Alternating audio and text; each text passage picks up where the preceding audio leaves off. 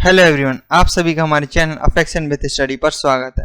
Math की जो पिछली क्लास हुई थी उसमें हमने स्टार्ट किया था परसेंटेज, और परसेंटेज में हमने बेसिक चीज़ें सीखी थी। क्या क्या सीखा था हमने कि परसेंटेज क्या होता है। फिर हमने सीखा था कि प्रतिशत से भिन्न कैसे चेंज करते हैं, भिन्न से प्रतिशत में कैसे चेंज करते हैं। ये सारी छोटी छोटी चीज़ें हमने सीखी थी। और जो fraction value, standard fraction value सीखी थी, उनका यूज़ कैसे करना है वो सीखा था हमने। ठीक है, तो आज भी हम कुछ बेसिक सी चीज़ें सीखेंगे, उसके बाद बेसिक से क्वेश्चंस कवर करेंगे आज के जो लेक्चर रहेगा उसमें। तो सबसे पहले एक रूल आपको बता दूं मैं, जिससे बहुत इम्पोर्टेंट रोल प्ले करेगा धीरे धीरे जैसे ही अर्थमेटिक आप पढ़ेंगे। तो ये रूल क्या है कि x% ऑफ y लिखें, चाहे आप y% ऑफ x लिखें, बात क्या रहेगी, एक ही रहेगी।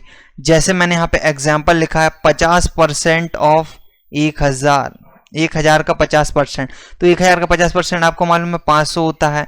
अब मैं कहूं कि 50 का 1000%, 50 का 1000%, तो 50 का 1000% निकालेंगे तो आप कैसे निकालें, 50 का गुणा और 1000 और परसेंट निकालना, इसलिए 100।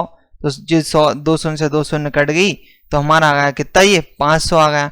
तो फिर भी क्या आ गया हमारा 500 ही आया। चाहे हमने 50% ऑफ 1000 निकाला, चाहे हमने 50 का 1000% निकाला, दोनों की बात क्या है, सेम है। दोनों का क्या आएगा, हमारा सेम आंसर आएगा। इसी तरीके से मैं 200% ऑफ 1000 की बात करूं तो 200% 1000 का 2000 होएगा। और यही अगर मैं बात कर लूं क्या कि 200 का 1000% निकाल लूं, मैं 200 का 1000% निकालूं तो ये भी कितना आएगा भाई, ये भी हमारा आएगा 2000 आएगा। कितना आएगा, 2000 आएगा। तो बहुत इजी सा ये रूल है, क्योंकि हमें दिक्कत नहीं जाए इसलिए मैंने आपको पहले ही बता दिया। अब एक और चीज समझिए आप, मल्टीप्लाइंग फैक्टर या स्केलिंग फैक्टर क्या होता है, इसको इंग्लिश में आप याद रखें, ज्यादा अच्छा होगा। मल्टीप्लाइंग फैक्टर या स्केलिंग फैक्टर को आपको बात करें तो एक एग्जाम्पल मैंने यहाँ पे लिख रखा है, जिससे मैं आपको समझाऊंगा कि मल्टीप्लाइंग फैक्टर वास्तविकता में होता क्या है, किसको आप मल्टीप्लाइंग फैक्टर कहते हैं। तो यहाँ पे मैंने लिखा है 28% की वृद्धि, तीन तरीके से, यानी 28% वृद्धि मैं कैसे बोल रहा हूँ। देखिए, आप मार्केट गए, मार्केट से आपने कोई चीज पहले 100 रुपये में खरीदी थी और 2 दिन बाद गए तो आपसे वो दुकानदार बोल रहा है अब भैया ये 28% की अधिक मूल्य लूंगा मैं इसी चीज का। कोई भी चीज, आप कपड़ा ले लीजिए 100 रुपये का, या फिर आप फल फ्रूट ले लीजिए, बोल रहा है 28% वृद्धि के साथ मैं आपको दूंगा। तब उस 28% वृद्धि को आप कितनी तरीके से लिख सकते हैं भाई, तो आप उसको 3 तरीके से लिख सकते हैं। एक लिख सकते हैं आप परसेंटेज में, एक लिख सकते हैं आप परसेंटेज में, यानी 100% की जो चीज है वो कितनी हो गई, 128% हो गई। एक लिख सकते हैं आप किस में, मल्टीप्लाइंग फैक्टर के फॉर्म में। एक लिख सकते हैं रेशो के फॉर्म में। रेशो के फॉर्म में आप कैसे लिखेंगे, देखिए 28% की वैल्यू कितनी होती है भाई, 28% की वैल्यू हम निकालेंगे तो कितनी होगी, 4 से काटेंगे, 4 सत्ते 28, इसको काटेंगे 25 बार काटेगा, यानी 7/25, 7 बटा क्या हो जाएगा, यानी कि हमारा हो जाएगा भाई 7/25। यानी कि जो हवा हमारी पहले चीज थी कितने की, 25 की, वो अब चीज कितने की होगी भाई, बढ़ के 32 की होगी। कितने की होगी भाई, 32 को। इसे किसे क्या कहेंगे हम, रेशो फॉर्म में लिखना कहेंगे। इसे हम किस में रहेंगे, रेशो फॉर्म में लिखना कहेंगे। अब तीसरा होता है मल्टीप्लाइंग फैक्टर फॉर्म। ये क्या होता है, ये देखिए 100 की चीज थी, अब कितने में बिक रही भाई, 128 में बिक रहे, यानी ये अपने आप का कितना गुना हो गई भाई, 1.28 गुना हो गई। कितना हो गई, 1.28 गुना हो गई। कितना हो गई भाई, 1.28 गुना हो गई। अब आप पूछेंगे 1.28 गुना कैसे हो गई भाई, कैसे हो गई, तो मैं आपको समझाता हूं। देखिए, किसी चीज का क्रय मूल्य x रुपए था, अब उसमें 28% की वृद्धि हुई। x रुपए था, उसमें 28% वृद्धि हुई, तो अब मूल्य कितना होगा, x तो था ही, x का 28% और बढ़ गया, यानी 28/100। तो अब यहां से हम क्या करेंगे, x कॉमन ले लेंगे, तो यहां पे जाएगा 1 + 0.28 आएगा कि नहीं, 0.28 आएगा कि नहीं, इसको हम जोड़ देंगे तो 1.28 आ जाएगा। यानी वो चीज अब कितने की हो गई भाई, 1.28% हो गई, अपने आप का कितना हो गई, 1.28 गुना हो गई। तो समझे आप कि किसी भी जो वृद्धि या कमी को हम बात करें, मैं कहा 40% की कमी हुई तो उसको आप कह रहे हैं कि लिखेंगे 0.60 गुना हो गई। कितनी गुना हो गई वो, अब 0.60 गुना हो गई वो अब चीज अपने की। मैंने कहा 60% की वृद्धि हुई, तो आप उसको कहेंगे 1.60% के 1.60 गुना हो गई। कितना गुना हो गई वो चीज अपने आप का, 1.60 गुना हो गई। तो आपको समझ आया कि स्केलिंग फैक्टर या मल्टीप्लाइंग फैक्टर क्या होता है। तीन तरीके से हम उसको लिख सकते हैं, वृद्धि, किसी भी वृद्धि को, और उसके बाद हम मल्टीप्लाइंग फैक्टर को समझते हैं। मैं एक और एग्जांपल आपको समझाऊं कि मैंने कहा 20% की क्या हो गई, किसी वस्तु की कीमत में क्या हो गई, 20% की कमी हो गई। 20% क्या हुई, कमी हो गई, यानी कि वस्तु की कीमत अब 100 से कितनी रह गई, 80 रह गई। 100 से कितनी रह गई भाई, 80 रह गई। तो अब मैं से ये नहीं कह सकता कि वो अपने आप का कितना रह गया, 0.8 गुना रह गई। क्या रह गई, 0.8 गुना रह गई। और यही 0.80 गुना ही क्या है, यही 0.80 गुना ही क्या है, उसका स्केलिंग फैक्टर है। यही 0.80 गुना क्या है, उसका स्केलिंग फैक्टर होता है। तो आपको समझ आया होगा स्केलिंग फैक्टर क्या होता है आसानी से, ज़्यादा कोई इसमें समस्या है ही नहीं। अब देखें हम जो बेसिक क्वेश्चंस आते हैं, जो बिल्कुल आधारभूत क्वेश्चन आते हैं, उनकी लैंग्वेज, उनकी भाषा कैसे समझ पाएं। ठीक है, हम बेस किसको माने और किसको बेस मान के हम कैलकुलेट करें परसेंटेज, तो वो आपको दिक्कत ना जाए। तो वो मैं आपको सबसे पहले समझाता हूँ। ठीक है, तो देखिए किसी संख्या को हम आधार मानकर, कोई संख्या कितनी ज्यादा या कम है देखते हैं। क्या करते हैं, हम किसी एक संख्या को आधार मानते हैं और दूसरी संख्या से फिर तुलना करते हैं कितना ज्यादा कम है परसेंटेज में, या जो भी हमसे क्वेश्चन में पूछा जाएगा वो हम करेंगे। ठीक है, सबसे पहले एग्जाम्पल में देखें आप, मैंने यहाँ पे लिखा है 99 153 का कितना परसेंट है। 99 153 का कितना परसेंट, देखिए भाई 99 153 का कितना परसेंट, तो 99 153 का, तो 153 क्या हो जाएगा भाई, इसका बेस हो जाएगा। 153 यहाँ का किसके साथ लगा, 153 के साथ। तो बोल रहा है लैंग्वेज में 99 153 का कितना परसेंट, तो 99 बेस हो जाएगा। और मल्टीपल परसेंट के लिए हम क्या करते हैं, 100 से गुणा करते हैं। ये कट जाएगा हमारा किससे, 9 से कट जाएगा 11 बार, और ये कट जाएगा हमारा 17 बार, यानी कि ये 1100/17% है। ये कितना है, 1100/17% है। कौन, 99 153 का। इसको डिवाइड करके देख लीजिएगा, डेसिमल में जो वैल्यू हो जाएगी वो आपका एग्जैक्ट आंसर हो जाएगा। सेकंड देखिए, लैंग्वेज वही है। पहले में मैंने क्या लिखा था भाई कि 99 153 का कितना परसेंट है। अब सेकंड में मैंने क्या लिखा लैंग्वेज में, 153 99 का कितना परसेंट है। का किसके साथ लगा है भाई, अब का लगा है 99 के साथ, तो बेस क्या हो जाएगा हमारा, 99 हो जाएगा। और 153 हमारा क्या ऊपर आ जाएगा। ठीक है, 153 हमें बताना कितना परसेंट इसका, तो वही ये 11 बार कट जाएगा, ये 17 बार, ये कितनी बार कट जाएगा, 17 बार कट जाएगा। और मल्टीपल हम पहले ही 100 लिख के रखना था। ठीक है, तो ये हमारा हो जाएगा हमारा 1700/11%। दोनों में आप डिफरेंस समझे, यहाँ पे 1100/17% आया, यहाँ पे 1700/11% आया। क्यों आया, ऐसा क्यों हुआ, क्योंकि यहाँ पर बेस क्या था, 153 था, और यहाँ पे बेस क्या था, 99 था। बेस यानी आधार किसको मान के कैलकुलेट कर रहे हैं, हमसे पूछा है सेकंड वाले में कि 99 का कितना परसेंट, कितना 153। 99 का 100% क्या हो जाता, 99 हो जाता। अब उससे कितना अधिक है, तो आप इसको डिवाइड करेंगे, आसानी से आपको पता चल जाएगा। अभी हमने क्या समझ लिया, अभी हमने समझ लिया कि जो 99 153 का कितना परसेंट है, 153 99 का कितना परसेंट है। अब जो अधिक कम की लैंग्वेज आएगी वो लैंग्वेज मैं आपको समझाता हूँ। ठीक है, तो यहाँ पे मैंने एक लिख ये थर्ड जो एग्जाम्पल है वो ले रखा है मैंने कि 99 153 से कितना कम है, 99 153 से कितना कम है। तो यहाँ पे डिफरेंस 54 दिख रहा है, कम कितना 54। 153 को क्या मानना है, बेस मानना है। से किसके साथ लगा, से या का जिसके साथ लगे उसे हम बेस मान लेते हैं, सामान्यता है। मल्टीप्लाइड बाय परसेंट के लिए हम 100 करेंगे, ये कट जाएगा, 9 से कट जाएगा 6 बार, ये 9 से कट जाएगा 17 बार, तो 600/17% क्या है, ये इससे कम है। अब यहाँ पर देखें 153 99 की तुलना में कितने परसेंट अधिक है, यहाँ पे किसकी बात कर रहा है, अधिक की बात कर रहा है।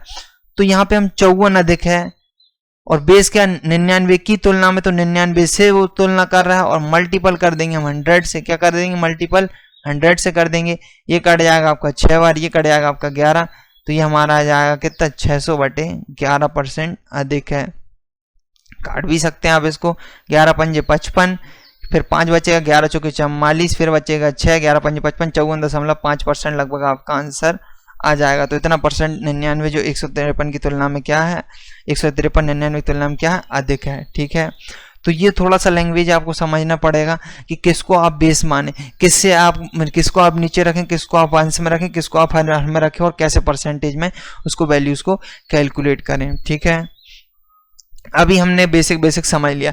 अब मैं आपको क्वेश्चंस कराऊंगा जो बहुत बेसिक क्वेश्चंस है, फिर उसके बाद धीरे धीरे हम आगे सारे टाइप्स के क्वेश्चंस करेंगे। तो सबसे पहले क्वेश्चन हमारा है कि जो एक घंटे 45 मिनट की समय अवधि एक दिन का कितना परसेंट है, किसका, एक दिन का। एक दिन में कितने घंटे होते हैं भाई, 24 घंटे होते हैं, यानी बेस हमारा क्या हो गया भाई, तैयार हो गया हमारा 24 घंटे। अब हमें इसको कन्वर्ट करना है घंटे में, 1 घंटे 45 मिनट को कन्वर्ट करना है, किसको, 1 घंटे 45 मिनट को। तो आपको पता है कि जो 1 घंटा प्लस 45 मिनट को अगर हम घंटे में कन्वर्ट करेंगे, 60 से डिवाइड करेंगे, 15 तिया 45, 15 चौके 60, इसको हम सॉल्व करेंगे, 4 एकम 4 और 3 7/4, तो हमारा आवर आ जाएगा 7/4 आवर। ये हमने लिख दिया 7/4 आवर, और मल्टीपल में हमने क्या कर दिया, मल्टीपल में 100 लिख दिया, क्योंकि हमें परसेंटेज में बताना है। तो 7/4 ये आपने लिखा, उसके बाद मल्टीपल में 24, मल्टीपल में 100, कैलकुलेट करेंगे हम इसे, 4 से कट जाएगा ये 25 बार, ठीक है, 25 × 7 हो जाएगा ये हमारा। तो लगभग ये इसका आंसर कितना आ जाएगा हमारा, 7 पॉइंट में कुछ आएगा, हम कैलकुलेट करना पड़ेगा। 25 सत्ते कितना होता है भाई, 25 सत्ते 175, 175/24, 24 से आप इसे काटें, 24 से इससे काटे तो सबसे पहले कितनी बार जाएगा ये, 7 बार जाएगा। कितनी बार जाएगा भाई, 7 बार जाएगा, 7 बार जाएगा। 24 × 7 कितना होता है भाई, 24 × 7 होता है 7 चौके 28, 2 आया, 7 दूनी 14 और 2 16, 168 होता है। तो 168 यहाँ पे ये होगा, उसके बाद 168 70 75, तो हमारा बचेगा फिर 7 बचेगा। 7 बार कटने के बाद ही हमारा क्या बचेगा, 7 बचेगा, दशमलव आ जाएगा, 24 दूनी 48, 24 दूनी 48, तो 7.2 के लगभग आंसर आएगा, 7.29 के लगभग हमारा आंसर आएगा। कैलकुलेट कर लेंगे आप आसानी से, हमारा 7.29% हमारा क्या जाएगा, आंसर आ जाएगा, ठीक है। अब देखिए नेक्स्ट क्वेश्चन, एक संख्या को 16% बढ़ाने पर 1914 हो जाती है, तो वह संख्या क्या है। देखिए क्वेश्चन बोल रहा है कि जो संख्या है उसको 16% बढ़ाने पर, 16% मैंने आपसे बताया, 16% सबसे पहले क्या करिए आप, 16% बनाए, 16% फ्रैक्शन वैल्यू लिखी। 16% फ्रैक्शन वैल्यू के लिए आप क्या करेंगे, 16/100 लिखेंगे, 4 से कट जाएगा, 4 चौके 16, 4 से कट जाएगा ये 25 बार, यानी 4/25 आपकी फ्रैक्शन वैल्यू आ गई। इसमें आपको भिन्न में कन्वर्ट कर लिया, यानी कि पहले चीज थी कितनी भाई, पहले चीज थी 25, अब बढ़ के कितनी हो गई भाई, अब बढ़ के हो गई वो 29, ठीक है। और 29 की वैल्यू हमें क्वेश्चन में दे रखी क्या, 1914 दी रखी है, ठीक है, 1914 दी रखी है। 29 की वैल्यू कितनी हमारे पास, 1914 है, तो 1 की वैल्यू हम निकालेंगे, 1 की वैल्यू आ जाएगी 1914/29। आप इसको काटेंगे, 6 बार काटेंगे, फिर हमारा एक और बार 6 बार कट जाएगा, यानी 66 बार ये कट जाएगा। तो 1 की वैल्यू हमारी 66 आ गई, तो हमें क्या बतानी, वह संख्या बतानी। संख्या कितनी है भाई, 25 है, तो 25 × 66, तो 6 पंजे 30, तो आपका 3 आ जाएगा, 6 पंजे 30, 33 का 3 आ जाएगा। तो आपको यूनिट डिजिट किसका दिख रहा है भाई, इसमें आप कर लेंगे तो किसका जाएगा भाई, आंसर आपका जाएगा 1650 का जाएगा। आपको कितने का जाएगा, 1650 आपका आंसर आ जाएगा। मल्टीपल 66 में आप 25 का करेंगे, 25 × 150 आपका हो जाएगा, फिर आया 15, 25 × 150 और 15 क्या हो जाएगा, 65, 165, तो 1650 आपका आंसर हो जाएगा, ठीक है। चलिए भाई बढ़ते हैं नेक्स्ट क्वेश्चन पे। नेक्स्ट क्वेश्चन क्या है, जब किसी संख्या को 26 से बढ़ाया तो 40%, यहाँ पे मिसप्रिंट है, क्या मिसप्रिंट है भाई, यहाँ पे ये आता, ये 26 नहीं आता, यहाँ पे आता हमारा 216 और ये आता हमारा 140। तो क्वेश्चन क्या हो जाता, तो वह संख्या 140% हो जाए, ठीक है। कोई संख्या थी 100, अब वो 216 से उसको बढ़ाया जा रहा है, 216 से उसको बढ़ाया जा रहा है, तो वो कितनी हो जा रही भाई, अपने आप का 140% हो जा रही, यानी कि ये जो 40% बढ़ रहा है ये बराबर किसके है भाई, 216 के। 40% किसके बराबर, 216 के। तो हमें क्या चाहिए, 100% वैल्यू चाहिए। 100% वैल्यू हम कैसे निकालेंगे भाई, देखिए 1 की वैल्यू हो जाएगी हमारी कितनी, 216/40, और हमने 100% चाहिए तो 100 से गुणा कर देंगे, ये हम काट देंगे 10, ये कट जाएगा, ये 4 से काटेंगे, 4 पंजा 20 और 4 से 1 बचा, 4 चौके 16, तो हमारा 54 में 10 का गुणा तो 540 कहाँ दिख रहा है भाई हमें, ऑप्शन नंबर 1 540 हमारा आंसर हो जाएगा। नेक्स्ट क्वेश्चन क्या है, यदि किसी संख्या का 85% 75 में जोड़ा जाता है तो परिणामी स्वयं संख्या वही हो जाती है। यानी कोई भी संख्या का 85% था उसमें 75 ऐड कर रहे हैं हम, क्या कर रहे हैं 75 ऐड कर रहे हैं, तो वह संख्या स्वयं आ जाती है, यानी कि संख्या हमेशा क्या होती है 100% होगी भाई। तो यानी कि यहां से यहां जाने पर जो हमारा 85 से 100 जाने पर कितना बढ़ रहा भाई, परसेंट में हमारा बढ़ेगा 15%, और ये हमें दिया कितना संख्या, हमें 75 दिया है, तो एक की वैल्यू हमारी आ जाएगी 15, और हमसे संख्या पूछी है तो हमें 100 की वैल्यू चाहिए, तो दोनों तरफ 100 से गुणा, 100% की वैल्यू हो जाएगी। तो 100% वैल्यू कितनी जाएगी भाई हमारी, 100% वैल्यू जाएगी हमारी 1500, कितनी जाएगी भाई हमारी 1500। तो ये ऑप्शन मिस प्रिंट 1500, ये हो जाएगा ए, ये हमारा आंसर हो जाएगा।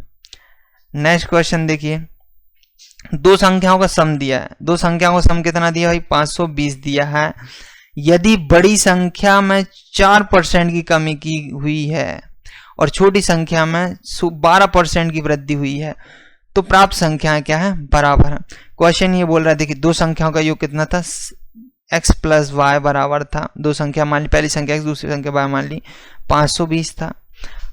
अब बड़ी संख्या में 4% वृद्धि हुई और छोटी संख्या में 12% कमी हुई, तो जो दोनों संख्या वो बराबर है। तो x में मैं पहली संख्या जो थी उसमें मान ली 4% कमी, यानी वो अपने आप का कितना रह गई, अब 96% रह गई। जो y था, y में क्या हो रहा भाई, y में 12% की वृद्धि हो रही, यानी कि वो y जो है अपने आप का 112% हो गया। कितना होगा, 112% हो गया, 112% हो गया, ठीक है। तो अब यहाँ पर हम क्या बना सकते हैं भाई, हम x और y का रेशो यहाँ से बना सकते हैं, बिल्कुल बना सकते हैं भाई। यहाँ पे 16 छिंग 96 और 16 सत्ते 112, यानी कि x और जो y का रेशो होगा वो कितना होगा भाई, 7 रेशो क्या होगा हमारा 6 होगा, 7 रेशो हमारा 6 होगा।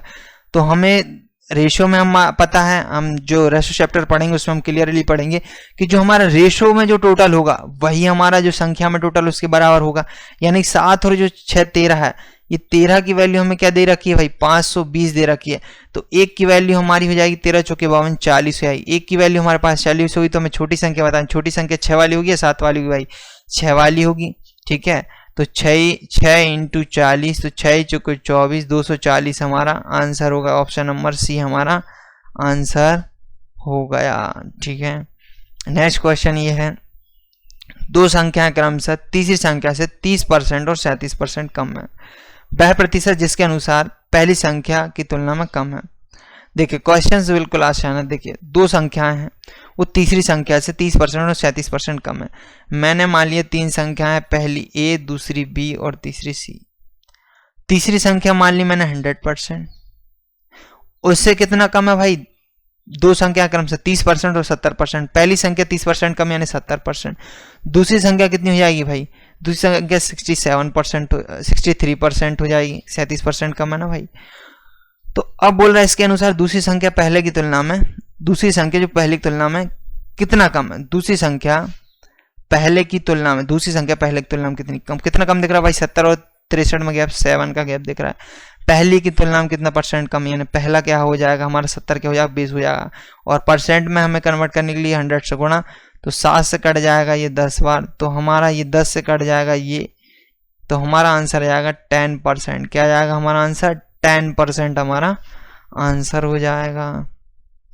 नेक्स्ट क्वेश्चन क्या है, यदि a b से 28% अधिक है, क्या बोल रहा है, a जो है वो b से 28% अधिक है, c a और b के योग से 25% कम है। 28% अधिक का मतलब क्या है, देखिए भाई a ये लिखा हमने, ये b लिखा और ये हमने c लिखा।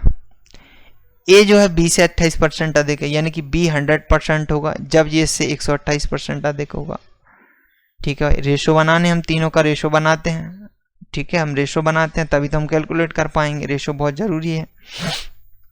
तो देखें भाई अब क्या बोल रहा भाई, c a और b के योग से 30% कम है। c जो है a और b का योग, a और b का योग कितना हो जाएगा भाई, 228 हो जाएगा भाई, a और b का योग 228 हो जाएगा, और इससे कितना 25% कम। 25% की फ्रैक्शन वैल्यू आपको याद है क्या, 25% की वैल्यू फ्रैक्शन वैल्यू आपको याद होगी 1/4 होती है, यानी कि 1/4 क्या है इसका कम है, यानी कि वो अब अपने आप का कितना बचा, 3/4 बचा, वो अपने आप कितना बचा 3/4 बचा। इसको काट लेंगे हम, 4 से कटेगा, 4 पंजे 20, 4 सत्ते 28, 57 इंटू 3, 57 इंटू 3 कितना हो जाएगा हमारा, देखें भाई 57 इंटू 3 हो जाएगा 7 3 21 का 1 2 आया, 5 3 15 2 17, 171 होगा। सी कितना होगा भाई हमारा, सी होगा हमारा 171% होगा। ये रेशो में ये तीनों, कोई दिक्कत तो नहीं।